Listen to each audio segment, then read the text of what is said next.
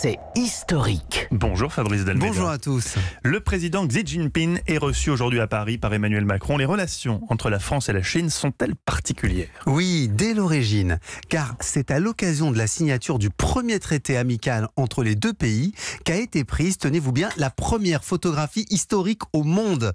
C'était en 1844 en Chine, régnait un empereur, en France un roi, et Jules Itier, un douanier, photographe passionné, a immortalisé d'un clic les mandarins de la délégation chinoise et les diplomates français.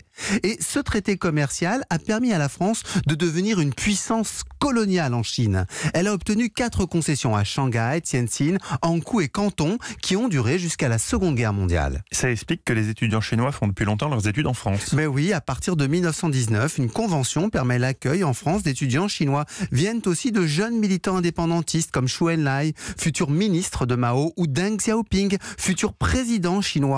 Zhou Enlai a séjourné à Paris dès 1920 et il y fonde le premier noyau du Parti communiste l'année suivante.